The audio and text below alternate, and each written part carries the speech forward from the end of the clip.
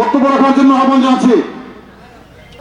যুগের পর যুগ বাংলাদেশের পরিচয় দিতে গিয়ে আমরা বলে থাকি যে বাংলাদেশ কৃষি প্রধান দেশ, কিন্তু বর্তমানে কালের ক্রমে এই পেশা আমাদের দিন দিন বিলুপ্ত হয়ে যাচ্ছে। কৃষকেরা তাদের উৎপাদিত ফসলের ন্যায্য মূল্য পাচ্ছে না। আমাদের পূর্বে 250টিরও ফসল বিদেশে রপ্তানি করা হতো, বর্তমানে আমাদের উল্টো সেগুলো আবার আমদানি করা হচ্ছে। যাই হোক, আমরা দুটো কথা বলতে এখানে শুভেচ্ছা বক্তব্য হিসেবে দুটি কথা বলতে চাই। আজ বোতলাগাড়ি ইউনিয়ন বাসীদের জন্য খুবই একটা সৌভাগ্যের ব্যাপার। আজ এই ইউনিয়নে বাংলাদেশে বিভিন্ন ইউনিয়ন আছে, এই ইউনিয়নে বিশেষ করে আমাদের বাংলাদেশ জাতীয়তাবাদী কৃষক দলের সম্মানিত সাধারণ সম্পাদক শহীদুল ইসলাম বাবুল ভাই নিজে আজ এখানে উপস্থিত হচ্ছেন, যার জন্য আমি নিজে সহ আপনাদের সবাইকে সৌভাগ্য মনে করতেছি। রয়েছে 4500 প্লাস ইউনিয়ন পরিষদে প্রতিটা ইউনিয়নে কৃষক সমাবেশ করার আয়োজন করা হয়েছে। এই কৃষক সমাবেশ থেকে আমরা কৃষকদের দ্বার প্রান্তে যেতে চাই, আমরা কৃষকদের গুরুত্বপূর্ণ মতামত শুনতে চাই, যেটা আমাদের শহীদ প্রেসিডেন্ট জিয়াউর রহমান 1975 সালে নিজের হাতে কাস্তে কোদাল নিয়ে বাংলাদেশের কৃষককে সমৃদ্ধ করে এই কৃষিকাজে উৎসাহিত প্রদান করেছিলেন। আজকে এই ফ্যাসিস্ট হাসিনা সরকার কৃষকের অবস্থা করুণ করে দিয়ে গেছে। আজকে আমরা দ্রব্য মূল্যের দাম পাই না, যখন কৃষক বিক্রি করতে যায় তখন দাম নাই, যখন ব্যবসায়ীদের কাছে যায় ডবল দামে আবার ওই কৃষককেই কিনতে হয়। এত কিছু অনেক কিছু কথা অনেক কিছু মানে বলার থাকার পরেও উনি কেন কৃষি সমাবেশের কথা বললেন, কৃষকদের মাঝে কেন মত বিনিময়ের কথা বললেন, এটার বিষয়ে নিশ্চয়ই কোনো কারণ আছে। এলাকায় উৎপাদিত হয় এই সবজি সহ এই কৃষি পেশার সাথে যারা এখানে জড়িত আমাদের অনেক কৃষক বন্ধুদের আমি দেখছি এখানে, প্রত্যেককে আমাদের জাতীয়তাবাদী কৃষক দল কেন্দ্রীয় কমিটির পক্ষ থেকে আন্তরিক ধন্যবাদ, কৃতজ্ঞতা, মোবারকবাদ জানাই। বাংলাদেশের অর্থনীতি আপনারা জানেন যে অর্থনীতির যে চালিকা শক্তি তিনটি সেক্টর, একটা হলো কৃষি, আর একটা হলো গার্মেন্ট, আর একটা হলো প্রবাসীদের রেমিটেন্স, তাই তো? তো কৃষি যারা উৎপাদন করে মাথার ঘাম পায়ে ফেলে হাড় ভাঙা পরিশ্রম করে, এরা তো অর্থনীতির জন্য গুরুত্বপূর্ণ ভূমিকা পালন করে নাকি? অথচ সেই কৃষকদের কোনো মর্যাদা নাই, সম্মান নাই, অধিকার নাই আমাদের দেশে।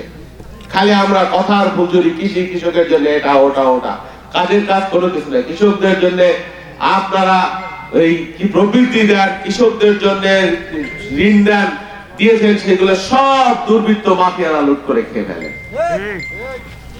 এক বছর যদি কৃষকেরা স্ট্রাইক করে যে আমরা কৃষি উৎপাদন করব না, তাহলে কোথায় যাবে বলেন বাংলাদেশের অর্থনীতি? কি অবস্থা হবে? আচ্ছা, এরপরে আসেন গার্মেন্টস। আপনি দেখবেন এই গার্মেন্টস আমরা বৈদেশিক মুদ্রা অর্জন করি, এই গার্মেন্টসে কারা শ্রম দেয়?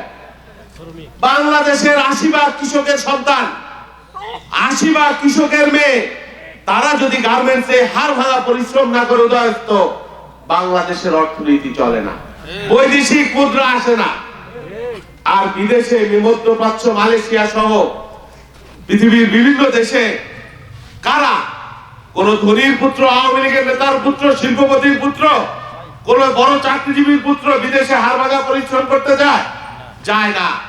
বাংলাদেশের 80% কৃষকের সন্তান বিদেশে হাড় ভাঙা পরিশ্রম করে বাংলাদেশে টাকা পাঠায়, মুদ্রা পাঠায়, আর তাতেই আমাদের অর্থনীতি চলে, ভুটানি চলে। তাহলে কি হলো? কৃষি উৎপাদন, এই যে গার্মেন্ট শিল্প এবং প্রবাসী রেমিটেন্স, এই তিনটাই কিন্তু আমার কৃষক ভাই, এই ভাইয়ের অবদান প্রত্যক্ষভাবে জড়িত। এই কৃষক ছাড়া বাংলাদেশ অচল। এই যে নেতা বললেন যে কৃষক বাঁচলে দেশ বাঁচবে, বাংলাদেশের কৃষক হার জিরো হচ্ছে, আর এই কৃষকের রক্ত শোষণ করে এক শ্রেণীর দুর্বৃত্ত বিগত 15 বছর বাংলাদেশকে শোষণ করেছে, নিপীড়ন করেছে, রক্ত শুষেছে এবং বিদেশে হাজার হাজার কোটি টাকা সম্পদের পাহাড় তৈরি করেছে। সেই জন্য শহীদ রাষ্ট্রপতি জিয়াউর রহমান বাংলাদেশের কৃষি নীতি ছিল তলাবিহীন ঝুড়ির মধ্য থেকে তিনি বলেছিলেন কৃষি উৎপাদন দ্বিগুণ করা যায়, 3 গুণ করা যায়, আপাতত দ্বিগুণ করতে হবে। এখানে অনেক মুরব্বী আমি দেখছি 73-74 সালে বাংলাদেশে দুর্ভিক্ষ, এই অঞ্চলে দুর্ভিক্ষ কি ভয়াবহ দশা, কুকুরে মানুষ একসাথে খাবার খেয়েছে, আমরা শুনেছি হাজার হাজার মানুষ মৃত্যুবরণ করেছে। জিয়াউর রহমানের 3 বছর 4 বছরের শাসনের পরে বাংলাদেশ কৃষি বিপ্লব, খাল কাটা সবুজ বিপ্লবের মধ্য দিয়ে বাংলাদেশ একটি আধুনিক কৃষি নির্ভর বাংলাদেশে পরিণত হয়েছিল। ইরি চাষের মধ্য দিয়ে বাংলাদেশ সুজলা শস্য শ্যামলা হয়েছিল। বাংলাদেশ তলাবিহীন ঝুড়ির অপবাদ থেকে বাংলাদেশ মুক্তি পেয়েছিল, দুর্ভিক্ষের হাত থেকে মুক্তি পেয়েছিল জিয়াউর রহমানের অনুসৃত নীতির মধ্য দিয়ে। কিন্তু জিয়াউর রহমানকে তারা বেশি দিন বাঁচতে দেয় না আধিপত্যবাদী শক্তি। আবার বেগম খালেদা জিয়া ক্ষমতায় আসলেন 91 সালে, তিনি সেই 25 বিঘা জমির খাজনা মওকুফ করে দিলেন কৃষকের জন্য। সেই সময়ে তিনি এসে 5,000 টাকার কৃষি ঋণ মওকুফ করে দিলেন সমস্ত কৃষি ভাই বোনদের জন্য। এই সময়ে সেই সময়ে সেটা ছিল একটা যুগান্তকারী ঘটনা। আর আমাদের নেতা তারেক রহমান, তিনি কখনো রাষ্ট্র ক্ষমতায় ছিলেন না, কিন্তু বাংলাদেশ কৃষি এবং কৃষকের প্রতি তার অবারিত ভালোবাসা আমরা সব সময় দেখেছি। তিনি গ্রামে গ্রামে ঘুরে বেড়েছেন তার বাবার মতো, হাঁস মুরগি ছাগল গরু বিতরণ করেছেন।